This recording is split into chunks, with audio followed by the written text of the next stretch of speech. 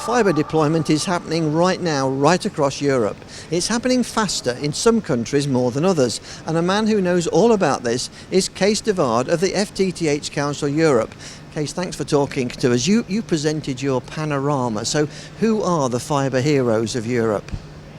Yes, thank you, Brian, for this discussion. Yes, I presented yesterday the market panorama. The market panorama is one of these things which the Fibre to the Home Council publishes every year.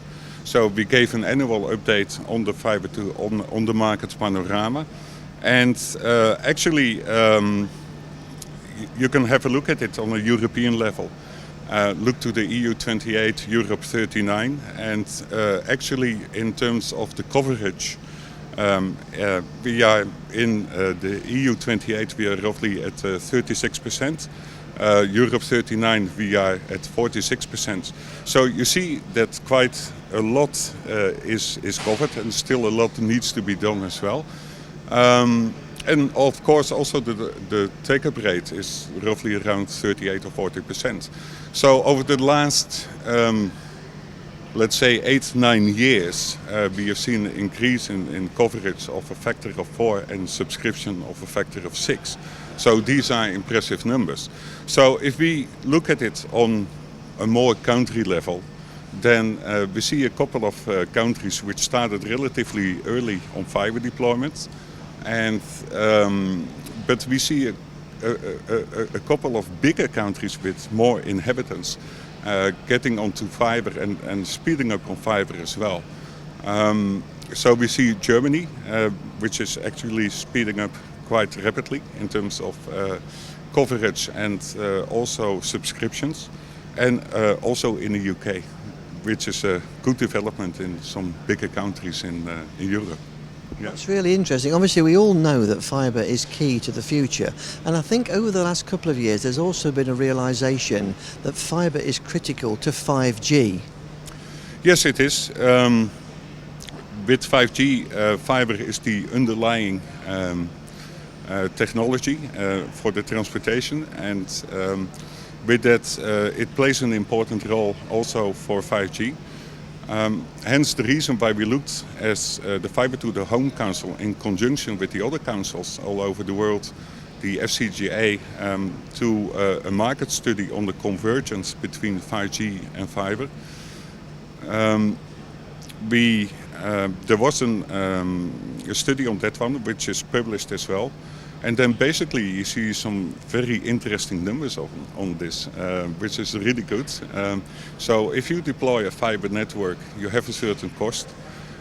If you get the fibre for 5G as well, and you do that as separate activities, then you have a cost to that as well. So once you roll out fibre and you make the network 5G ready, FTTH 5G, fibre to the 5G, you make it ready as well. You have only a small additional cost, and then you are talking about single digits, and that is really dependent on, for an example, if you have a high dense area or a more rural area. The precise number is dependent on that, and we took in quite a couple of factors as well in the calculations. But you see roughly if you put in an additional single-digit number, you can obviously save on the rollout to support 5G something in the order of magnitude of 60-70%, so or even higher. Depends a little bit on the situation. So actually, out of this report, there's quite some interesting conclusions. You must be delighted at the way the progress is being maintained in fibre, and of course this week I think it's the 15th anniversary of the organisation. Yes, I'm extremely delighted. I became president of the Fibre to the Home Council in May this year, and we have the celebration of the 15th anniversary this week in Brussels, which is good. We are extremely happy with how things are working out on this moment with the council. We are looking at the conferences. We are getting an increased number of visitors. the content of the speeches and presentations are really appreciated as high quality content. Workshops are very well appreciated. So in that respect, also with the conference, we are doing extremely well. And then, of course, with our focus points as the fiber to the home council, the market panorama, the copper switch off, the 5G fiber convergence,